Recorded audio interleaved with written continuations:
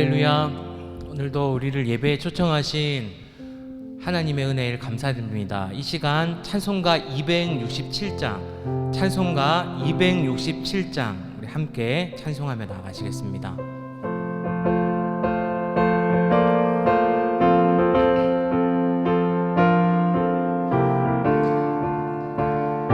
주의 확실한 약속의 말씀 듣고, 주의 확실한 약속의 말씀 듣고, 주만 믿으면 구원을 얻으리라. 할렐루야 할렐루야. 내가 예수를 믿어 그의 흘리신 피로 내 죄 씻었네. 할렐루야 할렐루야. 내가 예수를 믿어 그의 흘리신 피로 나의 갈 길이 험하고 위험하나, 나의 갈 길이 험하고 위험하나 항상 예수의 도우심 믿고 가네. 할렐루야 할렐루야. 내가 예수를 믿어 그의 흘리신 피로 내 죄 씻었네. 할렐루야 할렐루야.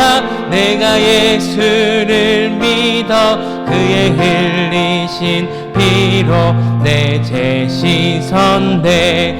주의 보좌에 천사들 둘러서서 우리 구주를 높이어 찬양하네.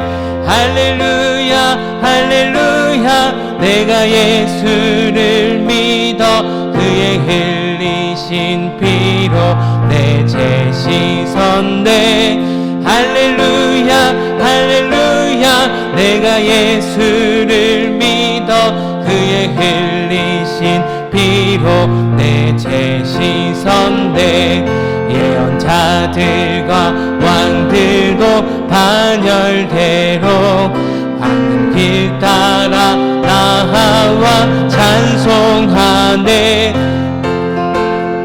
할렐루야. 내가 예수를 믿어 그의 흘리신 피로 내 죄 씻었네. 할렐루야 할렐루야. 내가 예수를 믿어 그의 우리 모두 다 그 말을 뒤따르며, 우리 모두 다 그 반열 뒤따르며 함께 즐거운 찬송을 부르리라. 할렐루야 할렐루야. 내가 예수를 믿어 그의 흘리신 피로 내 죄 씻었네. 할렐루야 할렐루야. 내가 예수를 믿어. 우리 다시 한번 선포하시겠습니다. 할렐루야. 우리가 예수를 믿어. 할렐루야 할렐루야. 내가 예수를 믿어 그의 흘리신 피로 내 죄 씻었네. 할렐루야 할렐루야. 내가 예수를 믿어 그의 흘리신 피로 내 죄 씻었네. 아멘. 찬송가 435장입니다. 찬송가 435장 함께 고백하시겠습니다.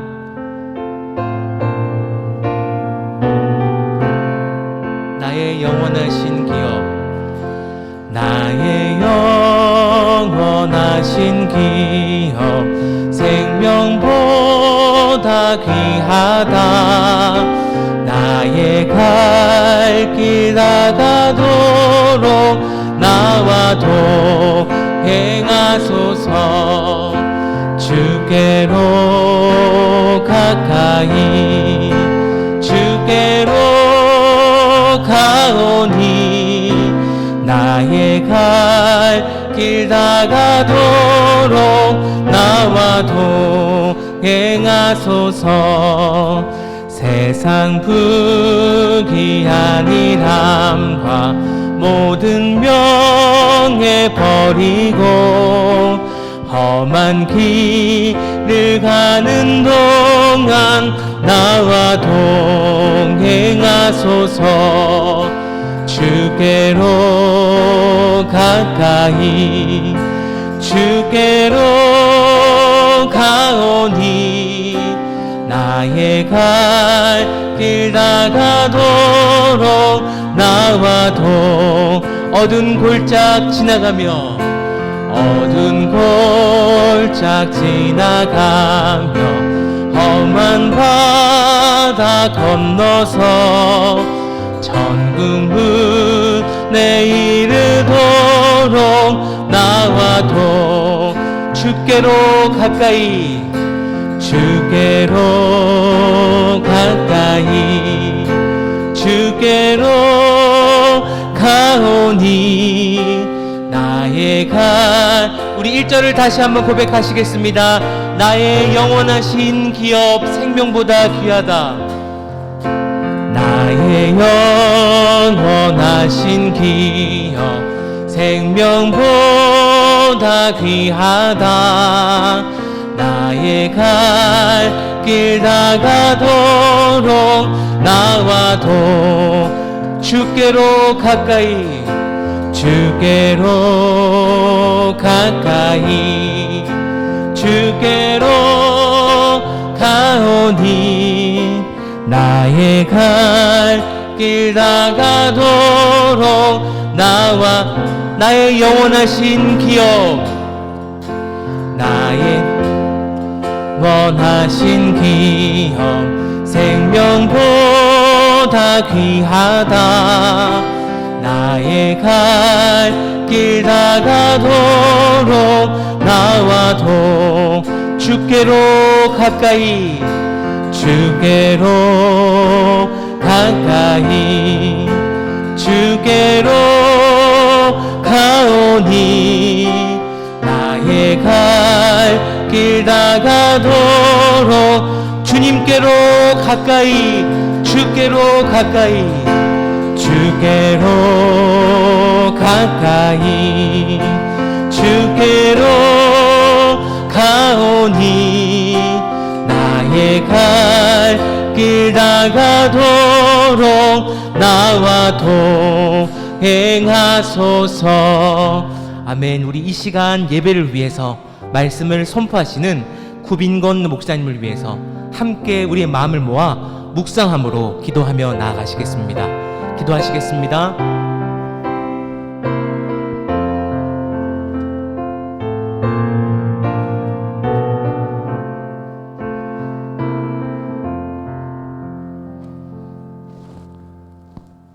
사랑하는 하나님 아버지 감사합니다. 이 세상에 죄에 빠져서 하나님을 떠나 고와 같이 살 수밖에 없는 우리를 버려두지 않으시고 우리의 아버지가 되어주셔서 감사합니다. 우리를 대신해서 싸우시고 우리의 보호자가 되어주셔서 감사합니다. 이 땅에서 부모 없는 자처럼 유리하고 돌봄 없이 살아가야 할 텐데 교회를 성도의 어머니로 주셔서 감사합니다. 아멘. 교회를 통해서 입히시고 먹이시며 서로 위로하고 사랑하게 하셔서 감사합니다. 아멘. 귀한 설교자들을 세우셔서 생명의 젖을 매일마다 먹이시니 감사합니다. 아멘. 오늘도 구빈건 목사님을 통해서 말씀하여 주옵소서. 생명의 젖이 성도들 가운데 풍성하게 하여 주옵소서. 아멘. 귀한 장로님들과 집사님들을 주셔서 감사합니다. 영육간에 돌보시고 교회 안팎의 피로를 채워주시니 참으로 감사를 드립니다.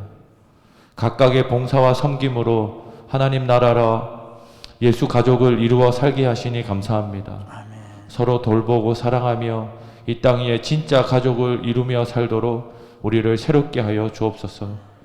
주일을 통해 온 성도들이 모이게 하시니 감사합니다.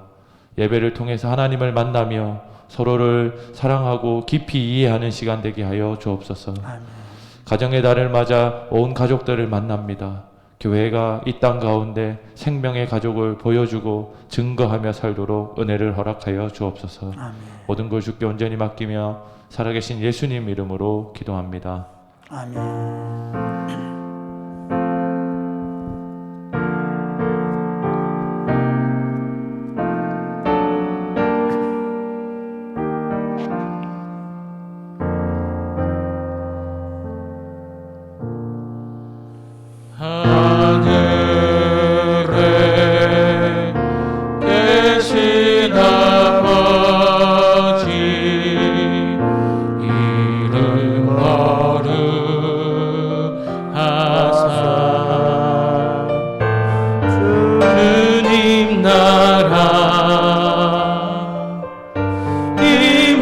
하시고 뜻이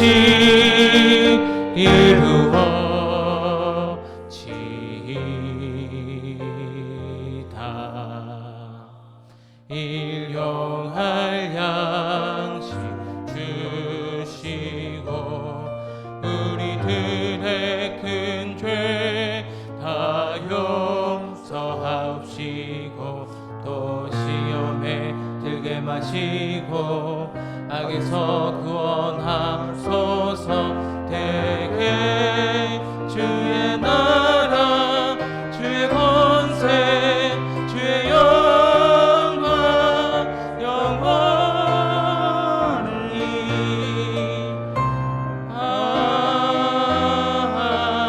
아멘.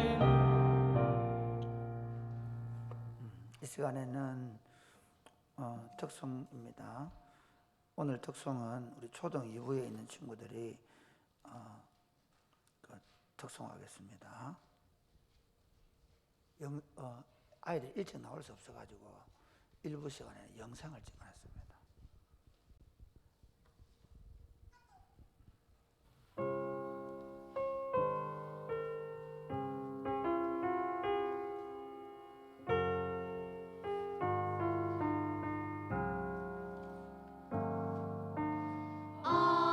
어머니의 넓은 사랑 귀하고도 귀하다.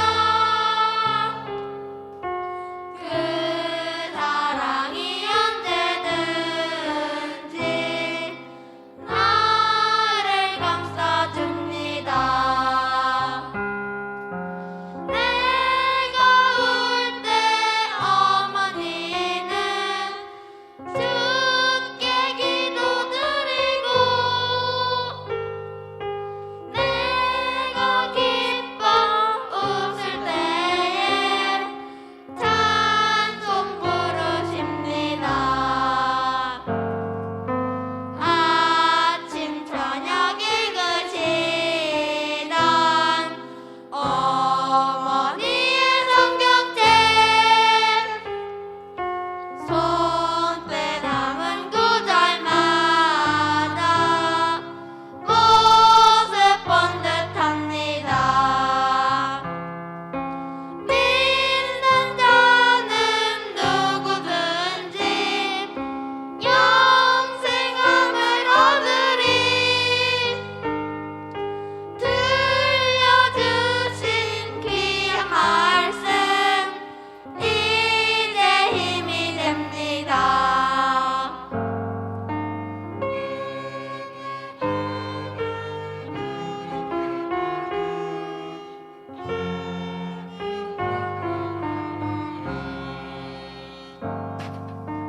홀로 누워 괴로울 때 헤매다가 지칠 때 부르시던 찬송 소리 귀에 살아옵니다.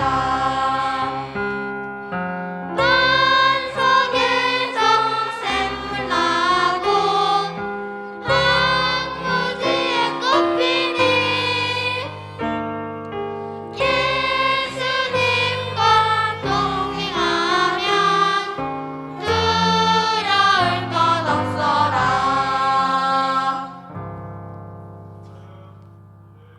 키워주셔서 감사합니다. 감사합니다. 우리 친구들이 코로나 관계로 다 하지 못하고 몇 사람만 하게 돼서 좀 아쉽습니다. 다음에는 내년에는 많은 친구들이 함께 참여하는 그런 특송을 준비하면 좋겠습니다.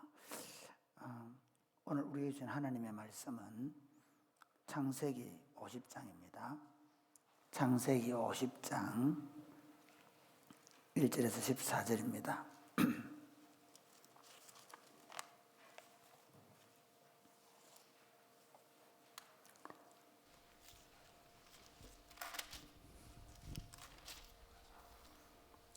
창세기 50장 1절에서 14절 말씀 원래 창세기 50장 전장을 읽어야 되는데 오늘 봉독 말씀은 창세기 50장 1절에서 14절 말씀을 먼저 읽겠습니다.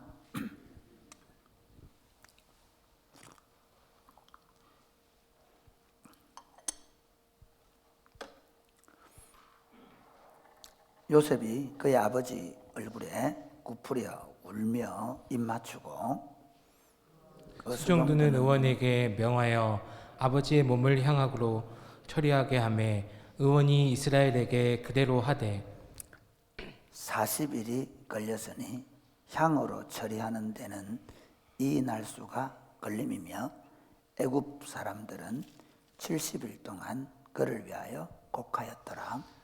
곡하는 기한이 지남에 요셉이 바로의 궁에 말하여 이르되 내가 너희에게 은혜를 입었으면 원하건대 바로의 귀에 아뢰기를 우리 아버지가 나로 맹세하여 이르되 내가 죽거든 가나안 땅에 내가 파놓은 묘실에 나를 장사하라 하였나니 나로 올라가서 아버지를 장사하게 하소서. 내가 다시 오리이다 하라 하였더니 바로가 이르되 그가 내게 시킨 맹세대로 올라가서 내 아버지를 장사하라. 요셉이 자기 아버지를 장사하러 올라가니 바로의 모든 신하와 바로 궁의 원로들과 애굽 땅의 모든 원로와 요셉의 온 집과 그의 형제들과 그의 아버지의 집이 그와 함께 올라가고 그들의 어린 아이들과 양떼와 소떼만 고센 땅에 남겼으며 병거와 기병이 요셉을 따라 올라가니 그 때가 심히 컸더라. 그들이 요단강 건너편 아닷 타작마당에 이르러 거기서 크게 울고 애통하며 요셉이 아버지를 위하여 7일 동안 애곡하였더니 그 땅 거민 가나안 백성들이 아닷 마당의 애통을 보고 이르되 이는 애굽 사람의 큰 애통이라 하였으므로 그 땅 이름을 아벨 미스라임이라 하였으니 곧 요단강 건너편이더라.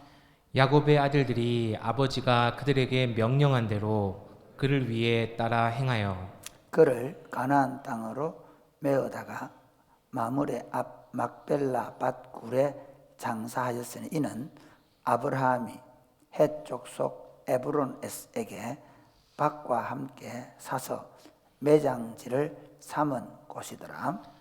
요셉이 아버지를 장사한 후에 자기 형제와 호상꾼과 함께 애굽으로 돌아왔더라. 아멘. 아멘.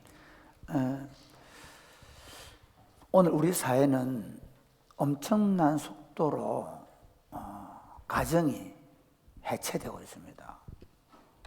이게 이제는 부부가 함께 살다가 젊어서 이혼하는 경우가 왕왕 있었죠.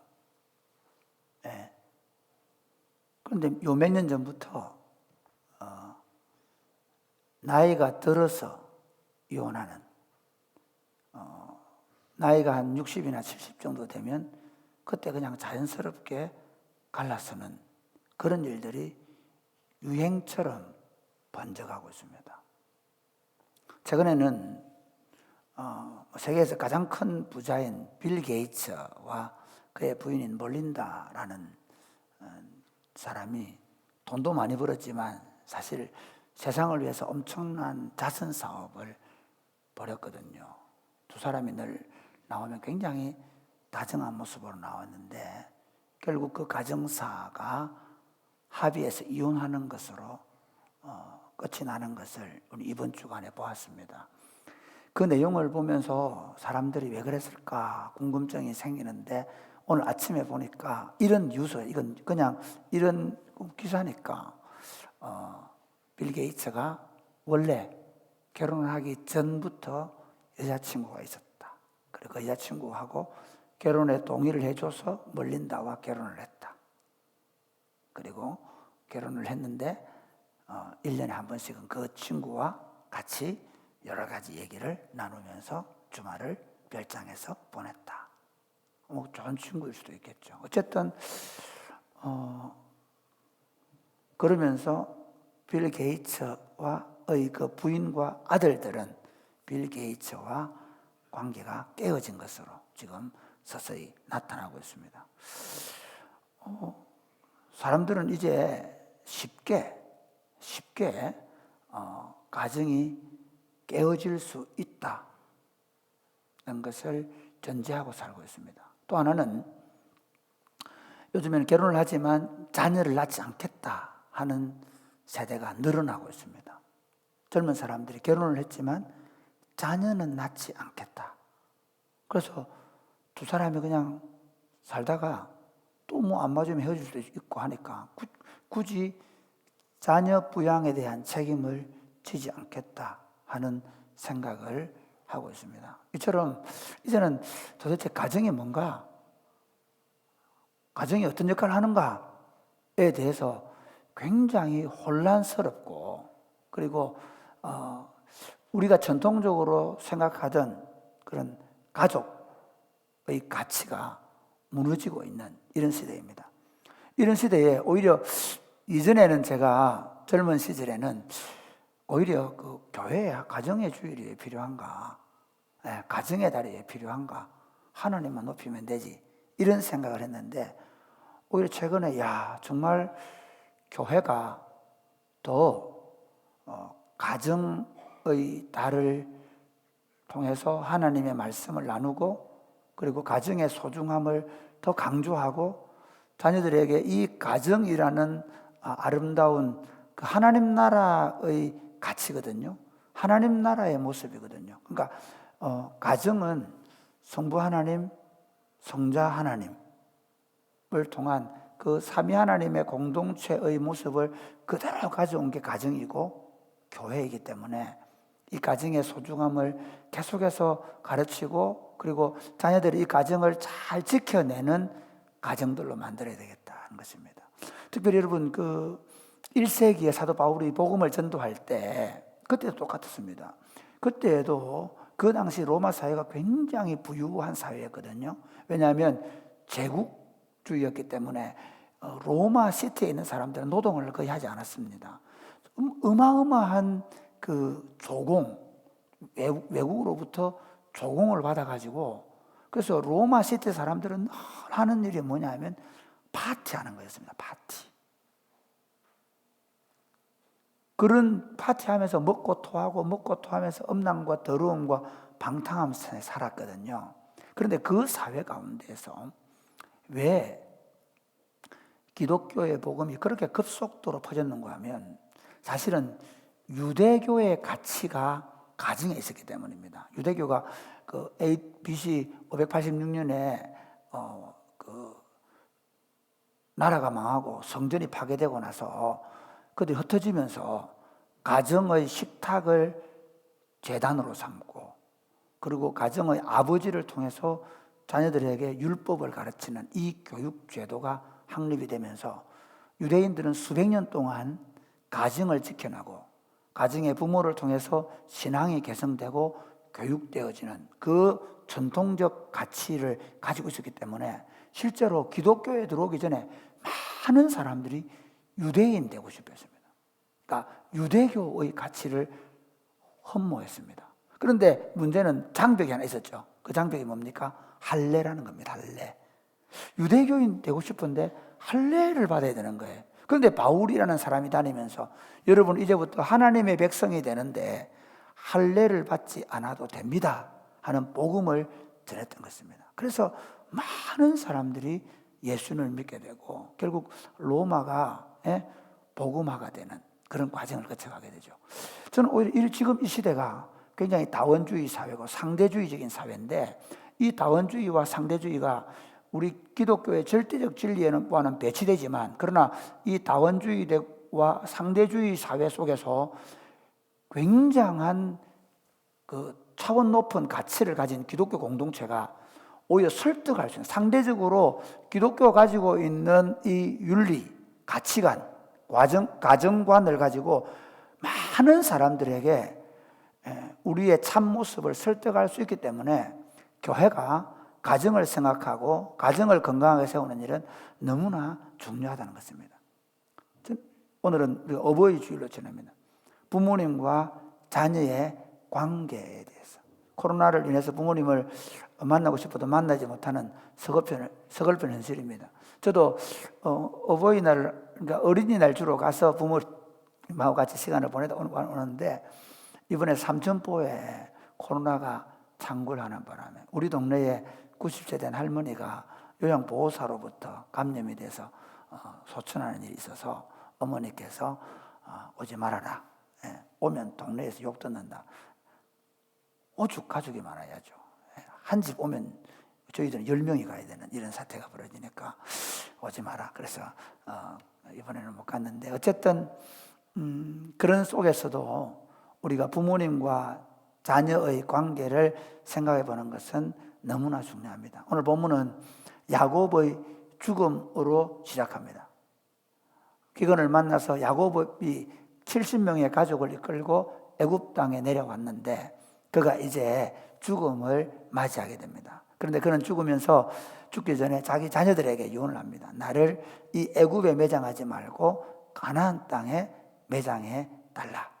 그래서 이 요셉이 당시에 애굽 나라의 총리로 있었는데, 이 요셉이 아버지의 장례를 이제 치르는데 가나안 땅까지 가서 자기 조상들의 묘에, 옛날에는 묘가, 그러니까 유대인들의 묘는 어떠냐면 동굴을 파놓고 그 동굴에 여러 이렇게 자리를 마련해 놓고 가족들이 묘를 쓰거든요. 그러니까 동굴 안에 가보면 이렇게 딱 관을 놓을 수 있도록 돼 있는데, 그 동굴에 이렇게 이제 요즘 뭐 우리 납골당 같은 개념이지만 그거는 화장을 하는 거고, 화장하지 않고 동굴 속에다가 이렇게 하기 때문에, 어쨌든 그 막벨라 굴에 자기를 장례해 줄 것을 부탁을 해서, 그래서 그 요셉이 아버지의 시신을 가지고 그 장례를 치르고 돌아와서 형제들이 아버지께서 자기를 용서해 달라고 얘기했다는, 사실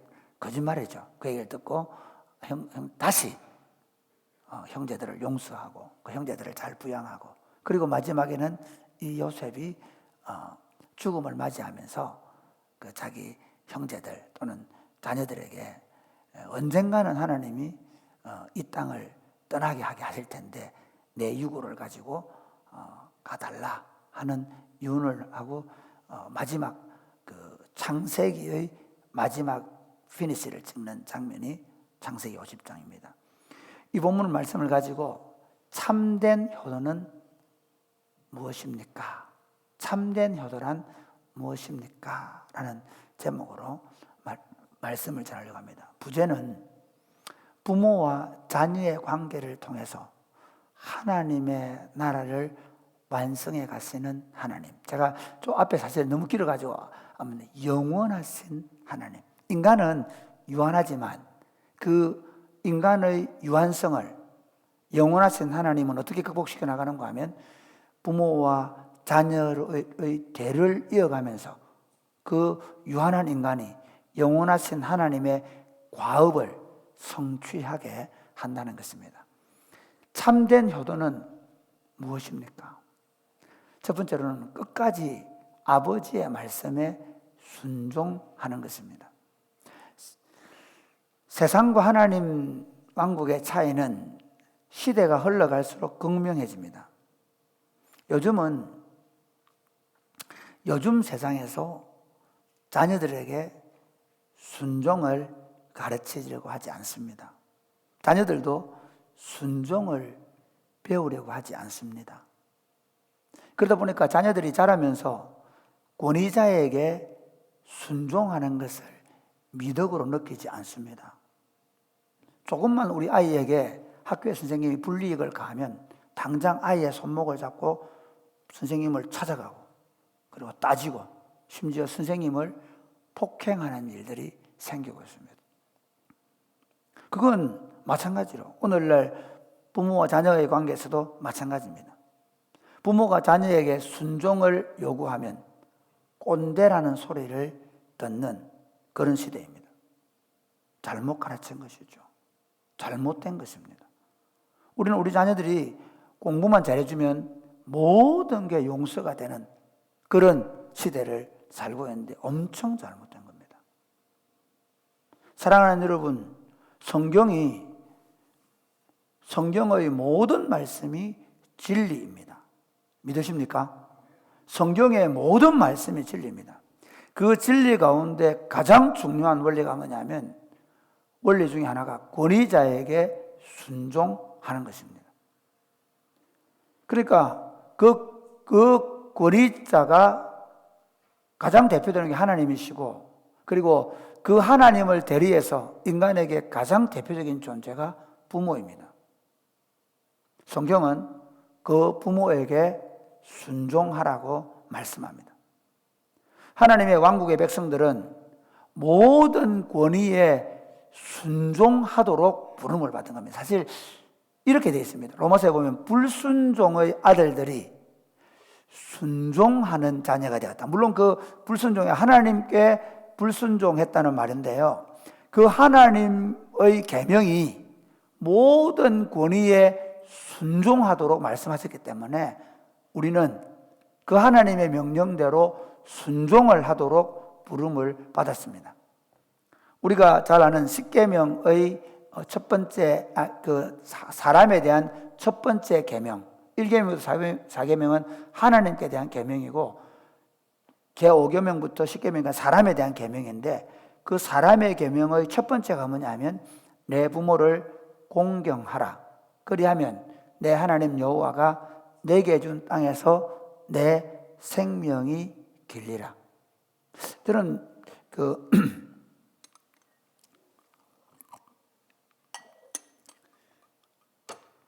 목회를 하면서 점점 배워가는 게 한 가지 뭐냐면 하나님의 말씀이 실제가 된다는 것입니다. 하나님의 말씀을 그걸 생각해보고 이거 들어야 되나 말아야 되나 이렇게가 아니고, 그 말씀 자체가 진리이기 때문에 그 말씀을 있는 그대로 받아들인다는 겁니다. 그러니까 내 부모를 공경하라. 그리하면 내가 잘되고 땅에서 장수한다는 이 말씀이 그대로 우리 삶에 적용되고 실행되는 줄 믿으시기를 주님의 이름으로 축복합니다. 이것을 자녀들에게 그대로 가르쳐줘야 됩니다. 네가 부모님께 순종해야 네가 잘되고 땅에서 장수한다. 그러니까 우리 엄마들이, 죄송합니다, 아빠들은 조금 피해갑니다. 왜? 아빠들은 조금 낫거든요. 엄마들이 막 모든 것을 성적으로 다 엮어버리는 거예요. 거기에서 지금 이런 사달이 난 겁니다. 엄마들이 이렇게 가르쳐야 됩니다. 얘야, 아빠에게 순종해야 돼. 얘야, 엄마에게 순종해야 돼. 공부는 좀 못해도 돼. 괜찮아.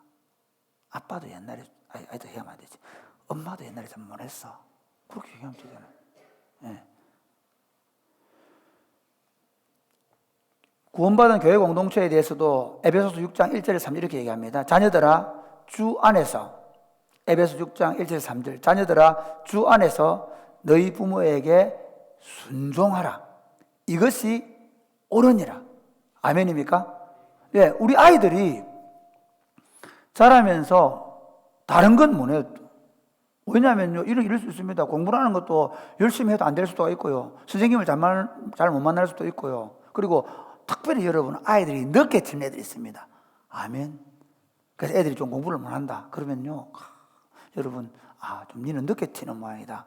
30살 이후로 튈 거다. 이렇게 인정해 주시고. 근데 여러분 가만히 보세요. 애들이 이렇게 진짜 자기 마음속으로 엄마 내 공부 좀 잘하면 안 되나? 공부 잘하는데 뭐 왜? 꼭 교회 잘 나가야 되나? 꼭 교회 잘 믿어야 되나? 공부 잘하잖아. 이렇게 나올 수 있습니다. 왜? 엄마 마음에 그게 있었기 때문에. 그런데 성경은 그렇게 말하지 않습니다. 자녀들아 주 안에서 너희 부모에게 순종하라. 이것이 옳다라고 얘기합니다. 이게 옳은 겁니다.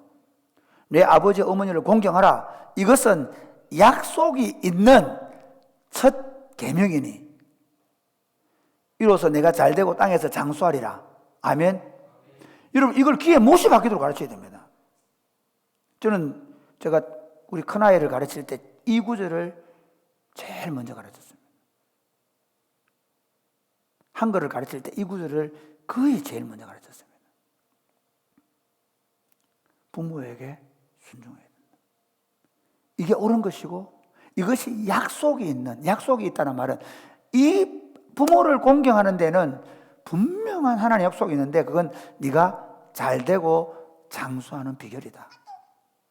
여러분 우리가요 제가 스마트폰 없는데 와치가 있어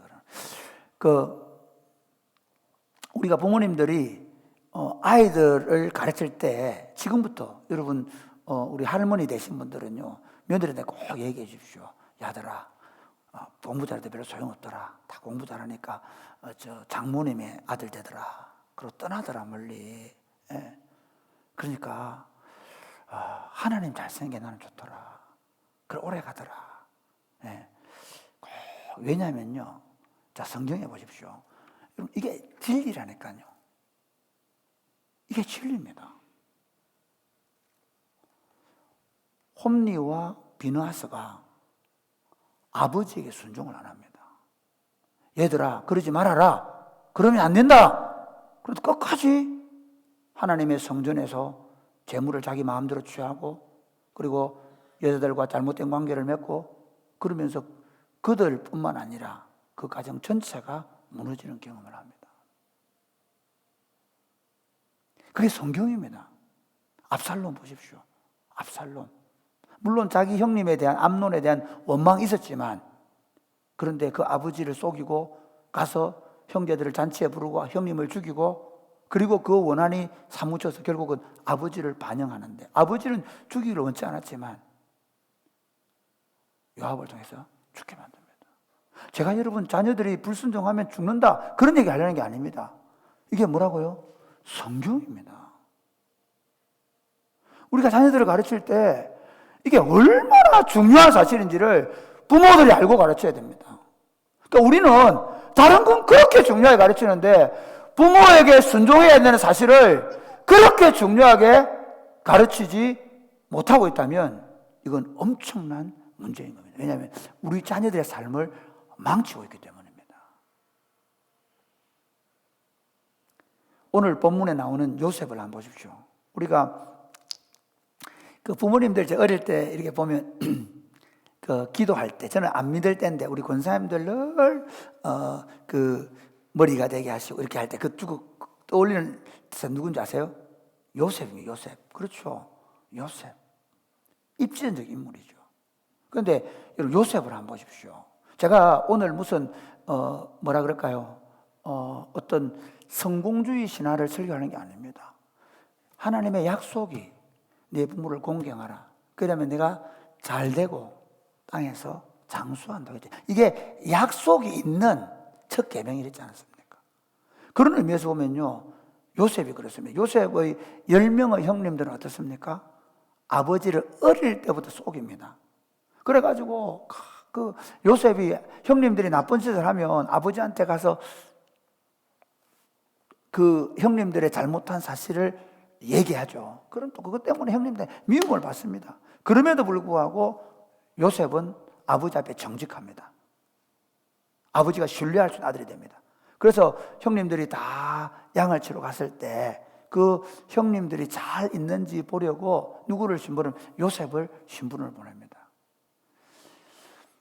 그런데 이 요셉이 원래 간 장소에 가는 게 아니라 그 장소보다 더 먼 거리까지 가서 형님들을 확인하려고 하죠. 근데 문제는 뭡니까? 세겜에 갔는데 없어서 도단까지 갑니다. 갔는데 보니까 형님들이 오히려 그를 죽이려고 하고 그래서 유다가 간신히 그래 형제를 죽일 수 있냐 그래가지고 오히려 빼내서 한 짓이 종으로 판 겁니다. 그런데 여러분 이 요셉이 나중에 그 아버지를 봉양하고 형제들을 봉양하고 그리고 오늘 본문에 나오는 부분은 뭐냐면 아버지의 유언대로 장례를 가나안 땅에 치르고 있습니다. 이게 요셉이 끝까지 부모에게 순종하고 있다는 겁니다. 근데 그러면 왜 야곱은 이런 명령을 했는가? 왜 야곱은 이런 명령을 했는가? 이게 중요한 게 뭐냐면 우리는 종종 설교할 때 야, 부모님께 순종하는 건 이건 천륜이다. 맞아, 여러분.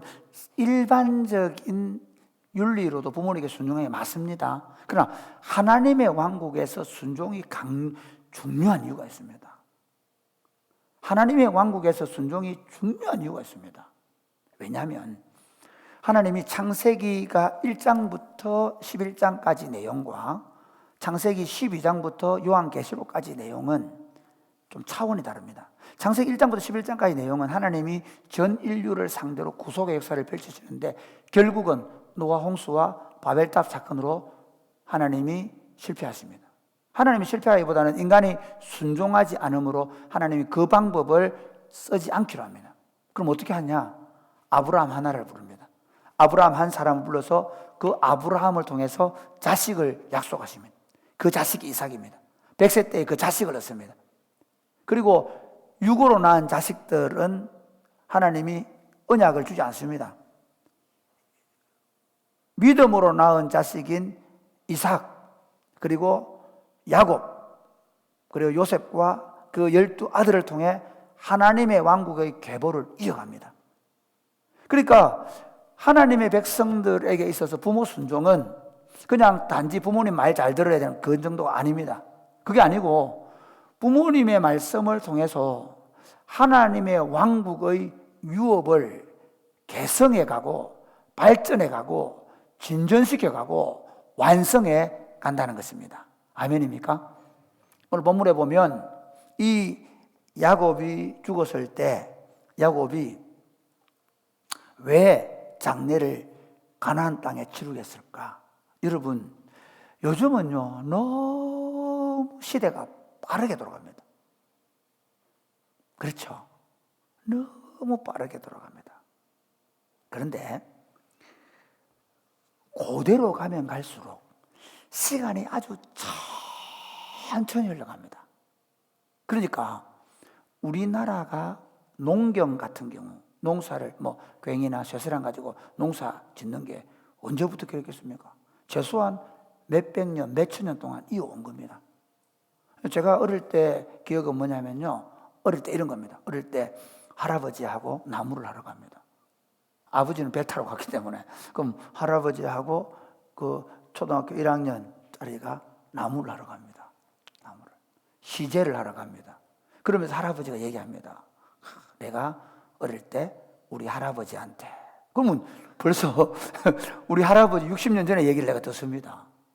그렇죠? 네, 그렇게 내려오는 겁니다. 그런 차원에서 보면 왜 이 장례가 중요한가 하면요, 이제 이 이스라엘 백성들이 가나안 땅에서 애굽으로 옮겨가지고 적어도 400년 가까이를 시간을 보내야 됩니다. 이게 아브라함에게 하신 말씀이거든요. 그러면 그 기간 동안 한 가지 획기적인 하나의 사건을 걸어놔야 되는 거예요. 그게 뭔가 하면 야곱의 장례입니다. 야곱의 장례. 야곱의 장례식을 통해서 하나님께서 어떻게 하냐, 자기 그 가족들에게는 우리 할아버지가 계신데, 그게 정조 할아버지, 나중에 고조 할아버지 되겠죠. 우리 할아버지가 계신데 그 할아버지 장례를, 우리는 분명히 애국 땅에서 살고 있는데 우리 할아버지 묘는 저 가나안 땅에 있다는 겁니다. 왜 그랬대? 물어볼 거 아닙니까? 그래, 우리는 여기 살 사람들이 아니래. 언젠가는 우리가 저 땅에 가야 된대. 우리의 신인, 우리 조상들의 신인 야훼께서, 여호와께서 우리에게 준 땅은 이 땅이 아니고 저 가나안 땅이라는 거예요. 그거를 이 장례식의 퍼포먼스를 통해서 구전, 옛날에는 이게, 요즘에 이게 제일 문제가요, 그 아이들에게 기억력을 좋게 하는 방법은 반드시 귀로 들려주셔야 돼요. 재밌죠? 여러분 소록도에 계시는, 지금은 나병 환자들이 시력을 잃은 분들 있죠. 시력을 잃은 분들이 암송의 귀재입니다. 암송의 귀재. 그분들은요, 제가 전도사 시절에 소록도에 한 번씩 갔는데, 가면 요한복음을 다 외우십니다. 어떻게 외우시냐? 시력을 잃었는데요. 초등학교 아이들이 학교 갔다 오면 돈 10원 주고 있잖아요. 너 요한복음 1장 읽어봐. 1장 읽어. 요한복음 1장 읽고 다음날 또 읽고 그래가지고 요한복음 1장 다 외워버립니다. 그러니까 구전된다는 건 엄청난 기억력입니다. 그래서 후손들에게 이 가나안 땅이 하나님께 주신 언약의 땅이라는 사실을 가르치기 위해서 이 장례식을 준비하게 한 겁니다.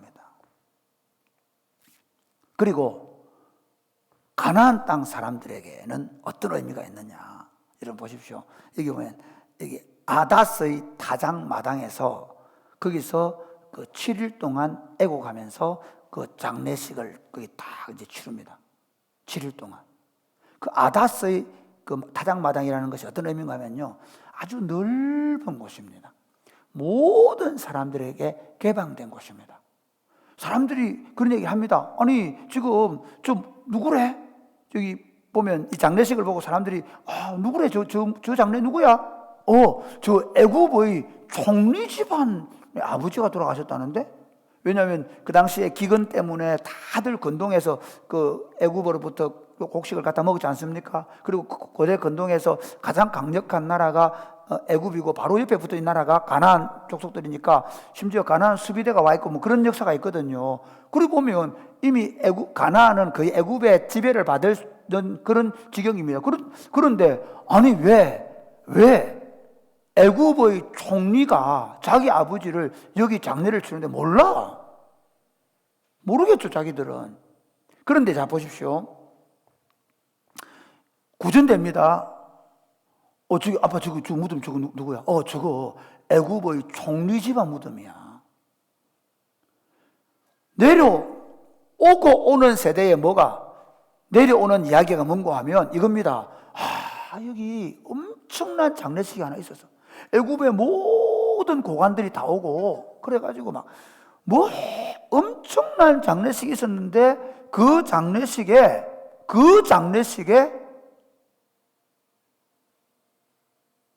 애굽의 총리의 아버지의 장례식이 있었다는 거예요.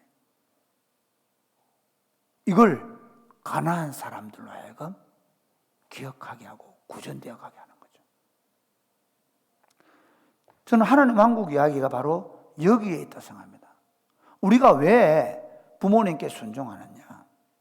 우리 자녀들에게는 우리가 가지고 있는 신앙의 유산이 무엇인지 물려줄 수 있는 길은 이 아이가 하나님의 말씀을 들을 때 가능합니다.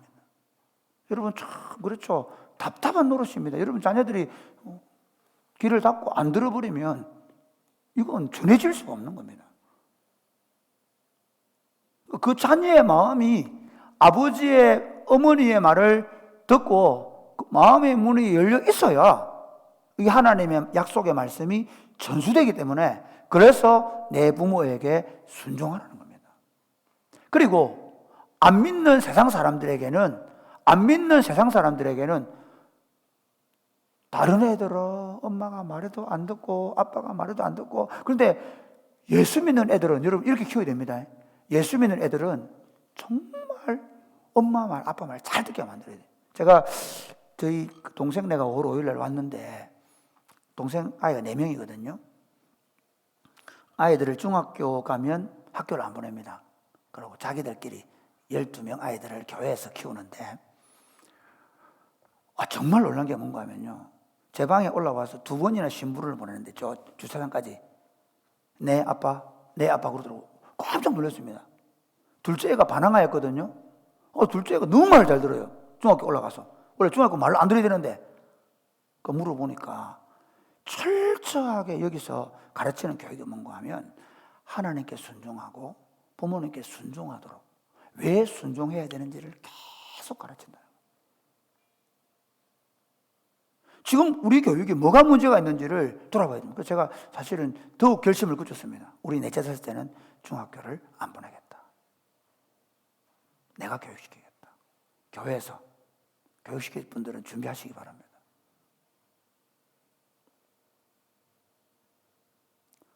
똑똑하지 않은 게 아닙니다. 애들이 책을 벌써 수백 권 읽었습니다. 훨씬 더 잘 준비할 수 있습니다. 제가 박 목사님하고 지금 그 얘기를 하고 있고 또 우리 현서가 지금 하고 있습니다. 서서히 우리가 할 수 있는 게 뭔가, 이 아이들을 탁월한 애를 독서를 많이 하고 성경의 진리를, 아이들이 있잖아요. 그 보여주는 영상을 보니까 교회 앞에서 성경 구절을 암송하는데 엄청, 아이들이 공부하는 시간에 자기들끼리 활동하는 프로그램들을 진행하는데 얼마나 행복해하는지. 그러니까 예수 믿는 집 아이들은 뭐가 다르다? 부모님께 순종한다. 부모님 말씀에 이해할 줄 안다. 그래서 저는 사랑이 꽃피는 교회 친구들 퀄리티를 뭐로 바꾸냐? 부모님께 순종한 애를 만드는 거예요. 제가 종종 보면 참 재밌습니다. 방과학교 보내놓습니다. 보내놓고 뒤로 또 딴 데 보냅니다. 그래 놓고 나중에 방과학교 보내도 안 되던데요 그러더래요. 진짜 너무 답답해요. 그냥 방과학교 좀 보내가 그냥 애가 좀 학습에 대한 부담을 줄이고 행복하게 지내다가 나중에 시간 지내가 지가 힘이 생기면 중학교부터 공부를 시작해도 그렇게 안 늦습니다. 영어 수학만 딱 잡아놓으면 됩니다. 정말입니다. 그런데 거꾸로 그 보내면서 또 딴 데 보내놓고 애가 나중에 6학년 곧 중학 1학년 다 지쳐버렸어. 아예 아무것도 안 돼. 제일 제게 힘들어하는 게 뭐냐면요, 엄마 아빠가 몰래 방과학교 보내고 또 딴 데 보내는 애들, 그 애들은 안 돼요. 더 안 돼요. 학년이 올라갈수록 더 안 돼버려요. 공부 나와버려요.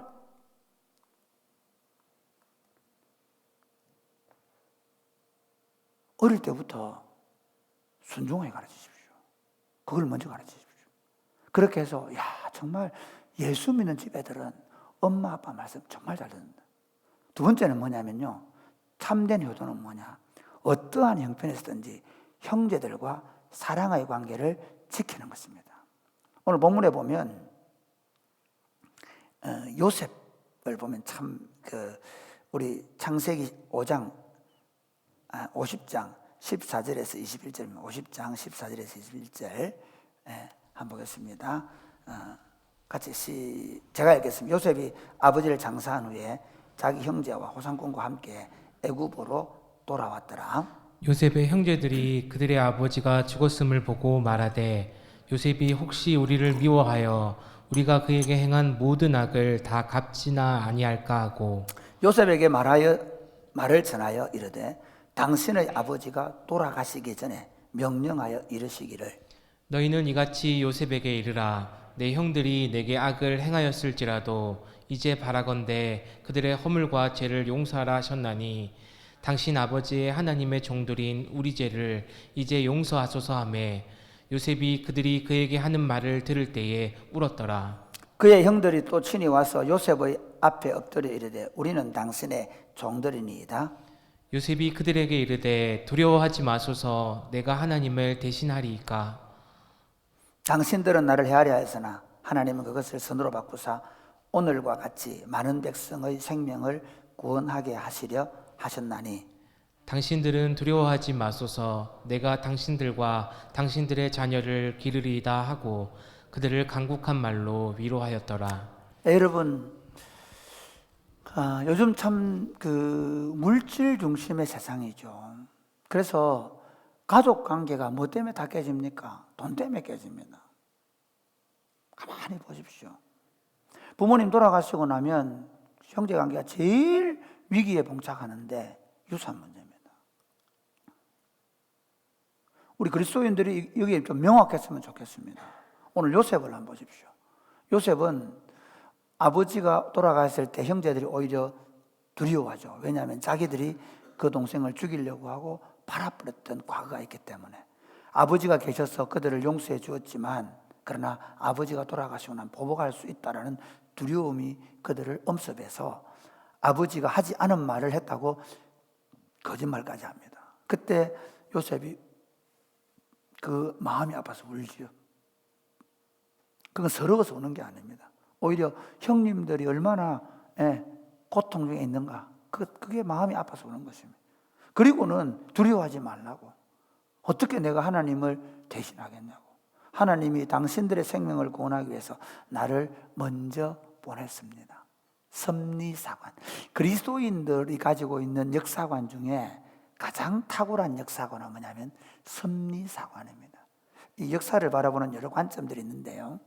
역사를 해석하는. 근데 정말 저는 하나님의 백성들의 역사관이 탁월함은 모든 것을 하나님의 섭리로 보는 겁니다. 특별히 고난과 아픔을 준 사람에 대해서 그것을 하나님의 섭리로 보는 눈을 가지는 거예요. 하나님이 세상을 주관하고 계시고 그 세상을 주관하시는 하나님께서 내가 형제들로부터 부모로부터 여러 가지 어려움을 당한 건 그들이 나를 싫어하고 미워해서 그럴 수도 있지만, 그러나 하나님이 그 모든 과정 가운데에서 나를 인도하셔서 여기까지 세우셨다는 겁니다. 요셉은 그것을 믿었던 것입니다. 사랑하는 여러분, 우리가 특별히 오늘날 세계관, 오늘날의 이 물질 중심의 세계관 속에 살아가는 우리가 꼭 마음에 새겨야 되는 게 형제간의 우애입니다.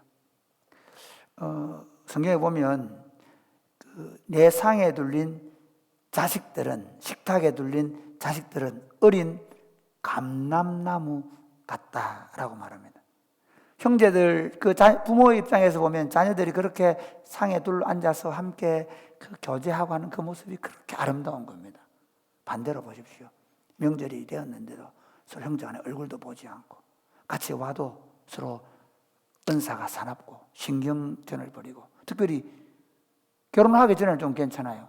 결혼해 놓으면 거기 누가 하나 끼어가 더 불편해지고, 그런 일이 벌어진다면 특별히 우리 며느리 되시는 우리 자매 성도님 여러분 때문에 형제들의 관계가 더 깊어지길 바랍니다. 아멘입니까? 네. 우리가 그리스도인으로 부름받은 건 경제적으로 더 잘 살기 위해서 부름받은 것은 아닙니다. 어제 제가 네골 마트 행사를 하더라고요. 50세 이상은 마스크를 드립니다. 와, 아침에 차를 딱 바로 그 마트 앞에 딱 대놓고 저는 늘, 이야, 보는데 막 사람들이 구름처럼 몰려가는 거예요. 그래서 저도 문 앞까지 딱 갔습니다. 제가 돌아섰습니다. 내가 이 목사가 돼가 뭐 하는 짓인가? 아니, 우리 집에 가면 마스크까지 많거든요. 그거 하나 공짜 받으려고 나도 모르게 갑자기 팍 탐심이 올라온 거예요. 정말입니다. 저도 모르게 이게 사람이 그 견물생심이라고요. 막 그거 딱 올라오니까 아이고 뭐 저도 모르게 그거 빨리 하나 받고 싶어. 그래서 제가 하나님께 회개했습니다. 하나님, 평생 이런 바보짓 좀 안 하고 살겠다.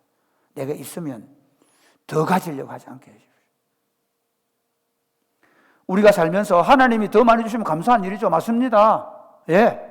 그러나 있는 것을 족한 줄로 알 수 있다면 우리는 쉽게 형제들과 나눌 수 있을 것입니다. 특별히 여러분, 예수님께서, 물론 이건 교회 공동체 안에서 형제이지만 교회 공동체 안에서 형제라면 피를 나눈 그리스도의 형제는 더하지 않겠습니까? 형제가 나에게 범죄를 저지르면 몇 번이나 용서해야 되겠습니까? 7번까지 하면 되겠습니까? 물을 때 뭐라고 합니까? 예수님이 7번뿐 아니라 7번을 70번까지 할지니라. 아멘. 여러분, 교회 와서 연습하는 게 뭔지 아십니까? 용서해 주는 연습입니다. 여러분, 믿으시면 아멘 하시기 바랍니다. 우리는 우리가 교회에 들어오게 된 게 하나님이 용서를 해 주셔가지고 교회에 들어왔습니다. 용서를 해 주셔서 교회에 들어와서 이 교회에서 하는 일은 뭐냐면 용서를 자꾸 해주는 연습을 하는 겁니다. 그러니까 교회 공동체의 목적은 서로 용서하는 공동체가 되는 것입니다. 그 용서를 경험해서 형제들을 서로 용서해 주는 겁니다. 살다 보면 상처를 줄 때도 있고 받을 때도 있죠. 종종 저도 이제 이렇게 집에 갔다 오면 저는 뭐 형제들에게 별로 그런 감정이 없습니다. 그런데 보면 좀 동서들 간에는 그런 게 있는 것 같아요. 동서들 간에는 비교도 하고, 그리고 얌체짓도 하는 게 보이고, 우리 동서들 다 동서 되시는 분들 다 있죠. 예, 여동생한테는 그런 생각이었는데 동서들끼리는 그런 게 있어요. 명심하셔야 돼요. 나 때문에 이 가정의 화목이 깨어지면 하나님의 왕국이 무너지는 거예요.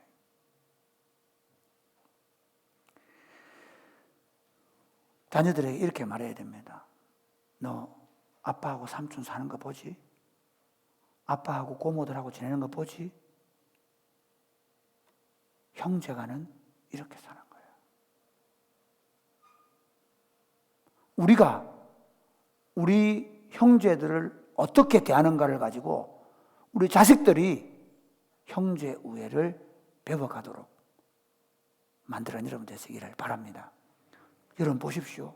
이스라엘 12부족입니다. 그렇죠? 근데 이 12부족이 왜 지금 창세기 50장에 와서 이 요셉 이야기를 쓰겠습니까? 45장부터 왜 요셉 스토리를 쓰겠습니까? 그 다음 나오는 게 뭡니까? 출애굽기. 400년 뒤에 12부족입니다. 12나라로 깨질 수 있는 겁니다. 그런데 이 12부족이 하나라는 걸 어떻게 보여줍니까? 바로 요셉을 통해서 사실은 서로 미워하고 뿔뿔이 흩어질 수밖에 없는 거잖아요. 그런데 이것으로 자기를 가장 그 10명의 형제들이 가장 죽이려고 팔아벌던 그 형제가 용서해주고 사랑해주어서 맺어준 가족 공동체. 이게 이스라엘입니다. 이 공동체를 사실 예수 믿는 게 그냥 일요일 되면 예배당 가는 거 아닙니다. 다 그래요. 야, 저 집 형제들은 진짜 다르다. 저 집 예수 믿는 다음에 저 집 형제들은 유산이 있어도 안 싸운다. 저 집 형제들은 어떻게 했든지 서로 어머니 아버지 가시고 나니 더 서로 잘한다. 그렇게 될 수 있게 되기를 주님의 이름 축복합니다. 참된 효도는 무엇입니까? 부모님의 신앙의 유산을 계승하여 발전시키는 것입니다. 오늘 우리 본문 우리 한번 보실까요? 50장 22절부터 26절까지입니다. 요셉이 그의 아버지의 가족과 함께 애굽에 거주하며 110세를 살며 에브라임의 자손 3대를 보았으며 므낫세의 아들 마길의 아들들도 요셉의 스라에서 양육되었더라. 요셉이 그의 형제들에게 이르되 나는 죽을 것이나 하나님이 당신들을 돌보시고 당신들을 이 땅에서 인도하여 내사 아브라함과 이삭과 야곱에게 맹세하신 땅에 이르게 하시리라 하고 요셉이 또 이스라엘 자손에게 맹세시켜 이르기를 하나님이 반드시 당신들을 돌보시리니 당신들은 여기서 내 해구를 메고 올라가겠다 하라 하였더라. 같이 읽겠습니다. 요셉이 110세의 죽음에 그들이 그의 몸에 향조류를 넣고 애굽에서 입관하였더라. 여러분, 진정한 효도는 신앙의 유산을 아름답게 물려받는 것입니다. 요셉은 자기가 죽으면서 자기 백성들이, 자기 후손들이 이 땅을 떠날 것을 명령합니다. 그리고 그 떠날 때 자기 유고를 가지고 갈 것을 명령합니다.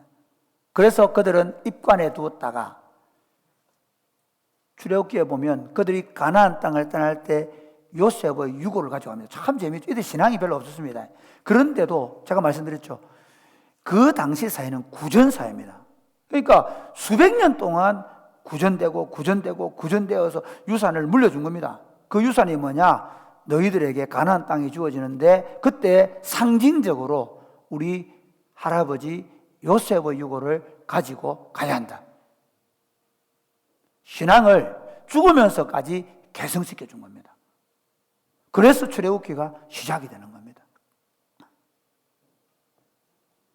여러분, 참 요즘 시대에 신앙을 이어주기가 쉽지 않습니다.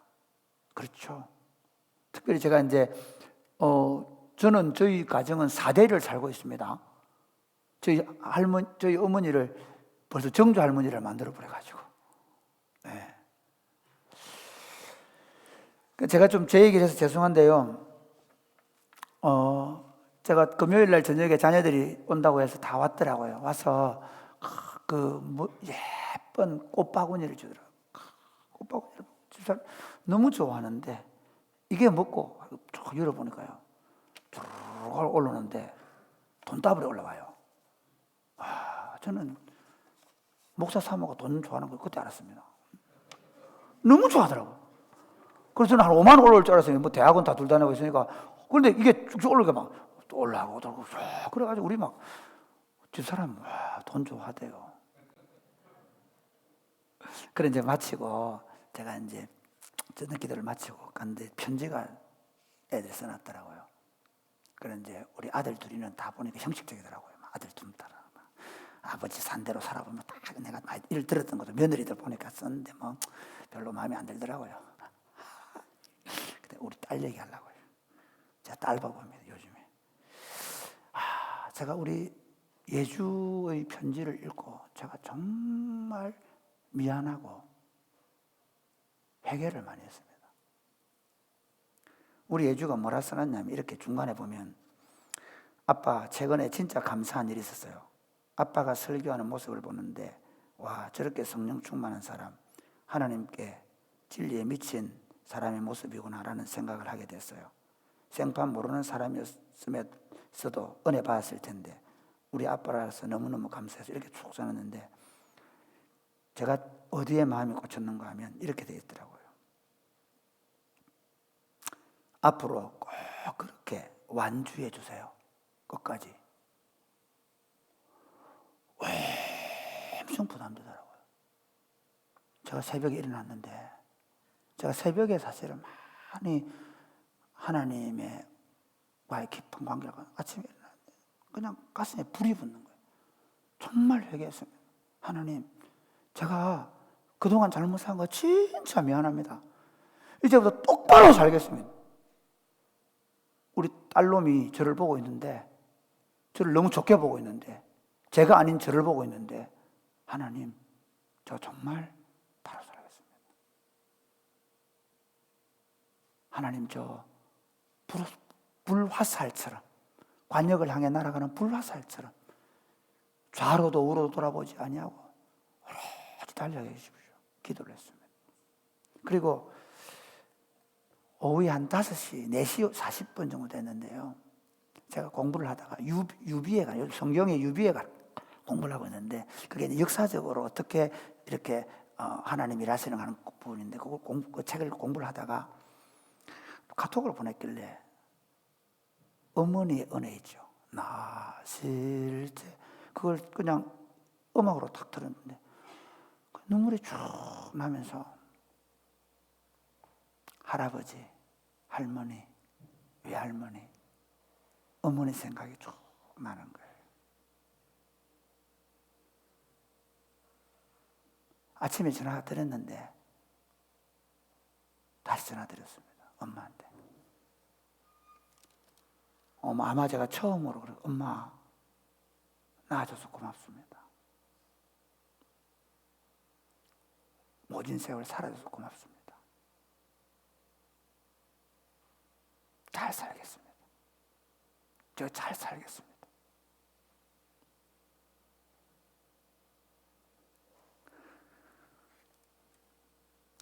어제 하루 동안 하나님께 저에게 딸의 편지와 어머니를 보여주면서 너 잘 살아야 된다. 제게 말씀하셨습니다. 우리 그냥 있는 거 아닙니다.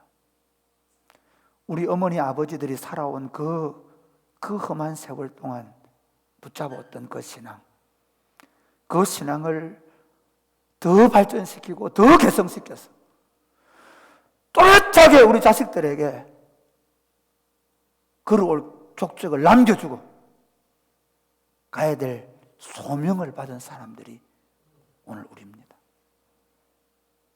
사랑하는 여러분,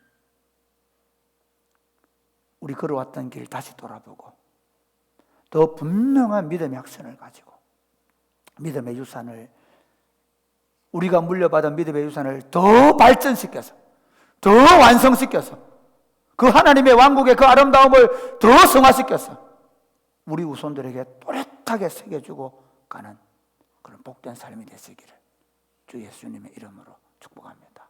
아멘. 네. 찬송하겠습니다.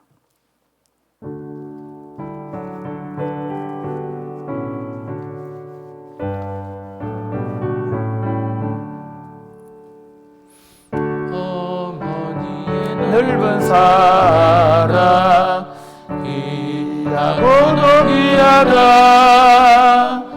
그 사랑이 언제든지 나를 감싸줍니다. 내가 울 때 어머니는 주께 기도드리고 내가 기뻐 웃을 때에 내가 기뻐 웃을 때에 찬송 부르십니다. 아침 저녁 읽으시던 어머니의 성경책 손때 남은 구절마다 모습 본 듯합니다. 믿는 자는 누구든지 영생함을 얻으리. 돌려주신 귀한 말씀 이제 힘이 됩니다. 홀로 누워 괴로울 때 헤매다가 지칠 때 부르시는 찬송 소리 귀에 살아옵니다. 반석에서 샘물 나고 황무지가 꽃피니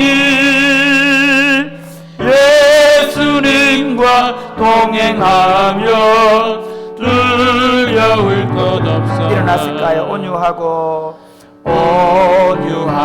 겸손하며 올바르고 굳세게 어머니의 뜻받들어 보람있게 살리라. 풍파많은 세상에서 선한 싸움 싸우다 생명신에 흐르는 곳 길을 함께 살리라. 사랑하는 여러분, 하나님께서 우리에게 참 귀한 선물을 주셨습니다. 부모님이라는 선물을 주셨습니다. 그 부모님을 오래 보신 분도 있고 그렇지 못한 분도 계실 텐데 분명한 것은 그 부모님을 선물로 주셨습니다. 그리고 특별히 대부분의 사람들에게 자녀를 선물로 주셨습니다. 참 저는 어제 하루 동안 너무 귀하다 생각을 했습니다.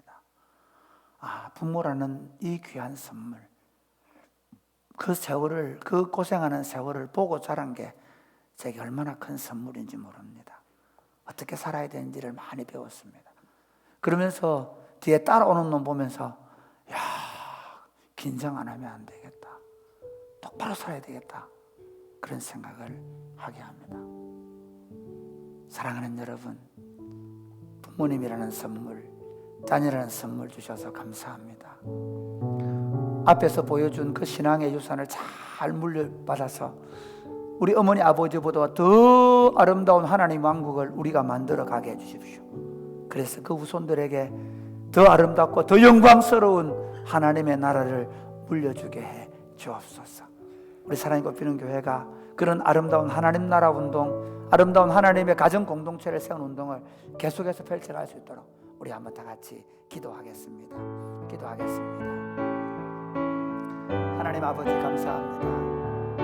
우리를 사랑해 주시고 우리를 하나님의 왕국의 자녀로 삼아주심을 감사합니다. 전능하신 아버지 하나님, 우리가 이 왕국의 부름을 받아 싸우니 이 왕국의 자녀답게 이 왕국의 자녀로 살아낼 수 있도록 주님 도와주시기를 원합니다. 전능하신 아버지 하나님, 우리 속에 이 왕국의 가치를 알고 이 왕국의 영광을 알고 그리고 우리가 물려받은 이 아름다운 신앙의 유산을 우리 자녀에게 오롯이 또한 가르쳐내며 하나님의 왕국을 이 땅에서 세워갈 수 있도록 주님 도와주시옵소서.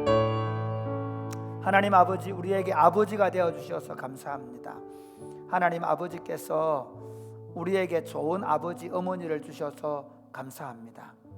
저분들이 살아오는 동안 수많은 인생의 굴곡이 있다 보니 알지 못한 상처와 아픔이 있어서 그 아픔과 상처까지도 우리에게 물려주었지만, 그러나 그 모진 세월 어떻게 사는 것인지, 어떻게 자식들을 사랑하는지, 어떻게 성실하게 사는지, 어떻게 하나님을 섬기는지를 본으로 보여주며 살아왔습니다.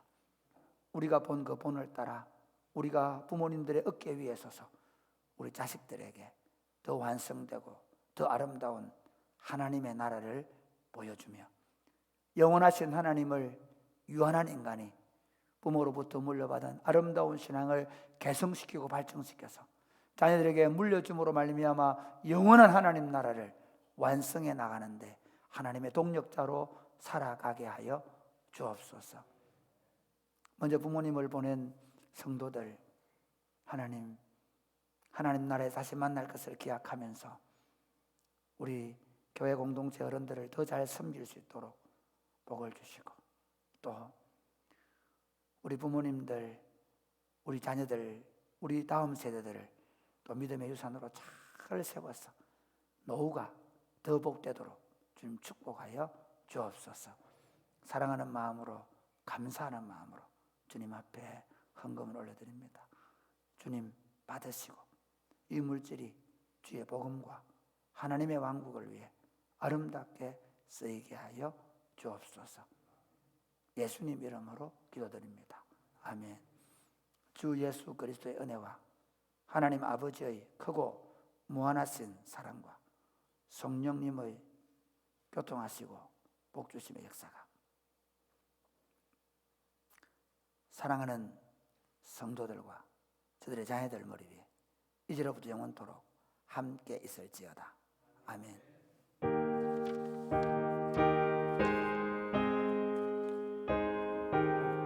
배 찬송, 배 찬송.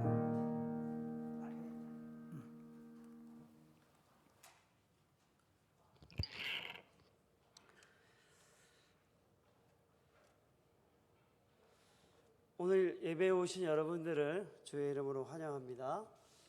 그리고 비대면으로 예배에 참여하고 계시는 우리 성도님들을 주의 이름으로 환영합니다. 저희 사랑이 꽃피는 교회는 천국을 누리며 천국을 세우는 공동체입니다. 오늘 담임 목사님을 만나기 원하시거나 교회 등록을 원하시는 분들은 1층 새가족실로 와주시기를 부탁드립니다. 광고의 말씀을 드립니다. 계속해서 우리가 안전한 예배와 모임을 할 수 있도록 주중의 방역에 힘써 주시기를 부탁드립니다. 오늘 어버이 주일인데요. 어버이 주일을 위해서 여전도회에서 휴지를 또 선물로 준비해 주셨습니다. 그리고 합천 등대교회에서 이명대 목사님이 지난번에 우리 목자주간 특별교대 때 오셔서 설교를 해주셨는데 그때 모아진 헌금을 전달해 드렸는데 성도들의 사랑에 감사하다고 버섯을 직접 재배한 버섯을 우리에게 보내주셨습니다. 그래서 오늘 나가실 때 그 휴지를 하나씩 받아가시고 또 버섯은 가정당 하나씩 드리겠습니다. 그래서 가정당 하나씩 가져가시고 꽃 바구니를 준비했는데 꽃 바구니도 가정당 하나씩 내려가시면 1층에 있습니다. 가시면서 받아가 주시기를 바랍니다. 교우 소식을 알려드립니다. 등려한 가정이 있습니다. 우리 목장별로 선물을 준비해 주시면 아기가 오는 날에 전달하도록 하겠습니다. 이번 주간 성경 읽기는 사도행전에서 로마서입니다. 우리 옆사람과 같이 인사하겠습니다. 부모님께 효도합시다. 오늘 파송 찬양은 어머니의 마음을 하도록 하겠습니다.